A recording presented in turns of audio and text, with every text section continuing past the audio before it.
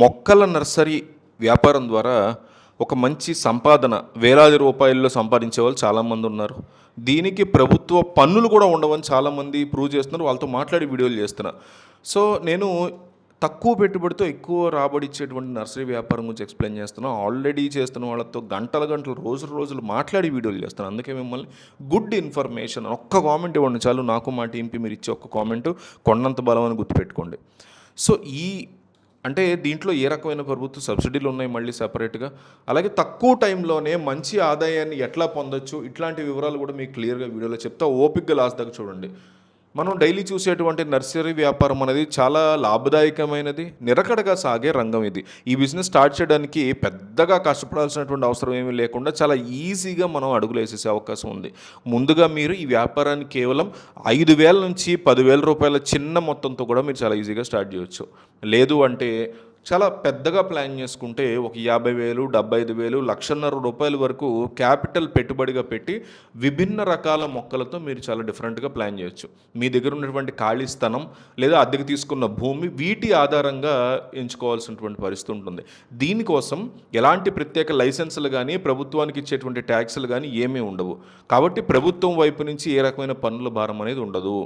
మన దేశంలో వ్యవసాయ ఆధారిత రంగాలకు ఇచ్చేటువంటి ప్రోత్సాహకాల తరహాలోనే స్థానిక ఉద్యానవన శాఖల ద్వారా లేదా హార్టికల్చర్ స్కీమ్స్ ద్వారా నర్సరీ ఏర్పాటుకి మీరు టెంట్లు అవి వేసుకోవడానికి, డ్రిప్ సిస్టమ్ పెట్టుకోవడానికి సబ్సిడీలు చాలా బ్రహ్మాండంగా ఇస్తున్నాయి ప్రభుత్వాలు నర్సరీల కోసం. దీనికి సంబంధించి మీ దగ్గరలో ఉన్న జిల్లా హార్టికల్చర్ ఆఫీసర్లు కానీ వ్యవసాయ అధికారులు కానీ కలిస్తే ఈచ్ అండ్ ఎవ్రీథింగ్ వాళ్ళు మీకు ఎక్స్ప్లెయిన్ చేస్తారు.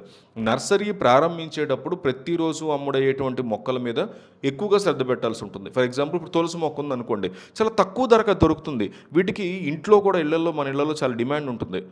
సో రోజుకి 200 తులసి మొక్కలు అమ్మినా కూడా ఈజీగా 700, 800 ఒక రోజులో సంపాదించవచ్చు. అంటే ఆ లెవెల్లో దాని మార్జిన్ ఉంటుంది, ఈజీగా దొరికేదైనా కూడా.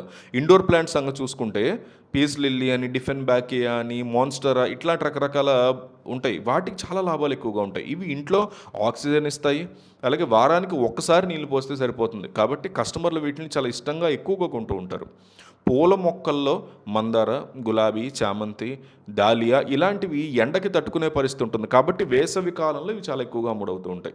నెలకి వచ్చే రిటర్న్ ఆఫ్ ఇన్వెస్ట్మెంట్ కనుక మనం చూసుకుంటే ప్రారంభంలో నెలకి 10 నుంచి 15,000 రూపాయలు వస్తుంది. వర్షాకాలము, చలికాలం లాంటి ప్రాంతాల్లో డిమాండ్ పెరిగి 20 నుంచి 40,000 రూపాయల వరకు ఖచ్చితమైన నికర లాభం మీకు రాబోతుంది. నాటిన మొక్కలతో పాటు వాటిని నాటే కుండల వ్యాపారం కూడా మీరు ప్యారల్గా చేసుకుంటే మరింత ఎక్కువ ప్రాఫిట్ మార్జిన్ అనేది మీకు ఉంటుంది. సిమెంట్ కుండల్ని సొంతగా డైలీ సహాయంతో మీరు చేసుకుంటే తయారీ ఖర్చు 50 రూపాయలు పడితే బయట 100 రూపాయలకి మీరు దాన్ని చాలా ఈజీగా అమ్ముకోగలుగుతారు. ప్లాస్టిక్, సెరామిక్, మెటల్, ఫైబర్ ఇలాంటి కుండల్ని ఢిల్లీ లాంటి ప్రదేశం నుంచి తెచ్చి అమ్మడం ద్వారా అదనపు లాభాలు కూడా మీకు వస్తాయి.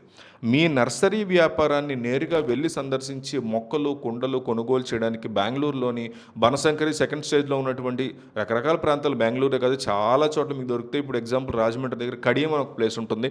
అక్కడ కనుక మీరు వెళ్ళి అప్రోచ్ అయితే అక్కడ కూడా మీకు చాలా తక్కువకి ఇస్తారు. ఇండియాలో ఎక్కడికైనా సరే కడియంలో ఉన్న ఎనీ బిగ్ నర్సరీ వాళ్ళు మీకు సప్లై చేస్తారు. సో ఇది ఒక మంచి బిజినెస్ ఆపర్చునిటీ, ప్లాన్ చేసుకోండి.